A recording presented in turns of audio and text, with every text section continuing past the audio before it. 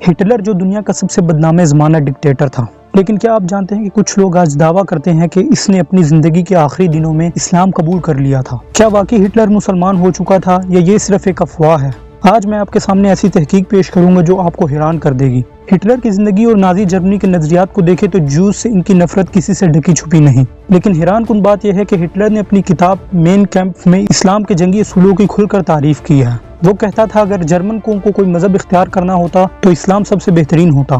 Hitler نے دوسری جنگ عظیم کے دوران نازی فوج میں مسلم بوسنیائی فوجی یونٹس بنائے جنہیں ہانڈ شار کہا جاتا تھا۔ یہ واحد یونٹ تھا جسے خصوصی رعایت دی گئی تھی، جیسے حلال کھانے اور نماز پڑھنے کی اجازت۔ لیکن سوال یہ پیدا ہوتا ہے کیا یہ محض ایک جنگی حکمت عملی تھی یا ہٹلر واقعی اسلام سے متاثر ہو چکا تھا؟ یہ کہانی تب اور دلچسپ ہو جاتی ہے جب ہم دیکھتے ہیں کہ 1941 میں فلسطین کے مفتی اعظم امین الحسینی نے ہٹلر سے ملاقات کی تھی۔ مفتی اعظم نے جرمنی سے مدد مانگی تاکہ برطانوی سامراج کے خلاف مسلم دنیا کو آزاد کرایا جا سکے۔ اس ملاقات کے بعد کئی لوگوں کا دعویٰ تھا کہ ہٹلر اسلام قبول کرنے کے قریب تھا، لیکن کیا یہ حقیقت تھی؟ کچھ روایات کے مطابق ہٹلر نے اپنی زندگی کے آخری دنوں میں اسلام قبول کر لیا تھا، مگر اس بات کا کوئی مستند تاریخی ثبوت موجود نہیں۔ تاہم کچھ لوگ یہ دعویٰ کرتے ہیں کہ ہٹلر کو اسلام کی قربانی، نظم و ضبط اور جنگی حکمت عملی پسند تھی، اس لیے اس نے دل سے اسلام قبول کر لیا تھا۔ تو کیا ہٹلر نے واقعی اسلام قبول کر لیا تھا؟ حقیقت یہ ہے کہ اس بات کا کوئی تاریخی ثبوت نہیں، لیکن ہٹلر کا اسلام کی تعریف کرنا، مسلم فوجی یونٹس بنانا اور مفتی اعظم سے ملاقات، یہ سب چیزیں اس کے اسلام کے قریب ہونے کا اشارہ ضرور دیتی ہیں۔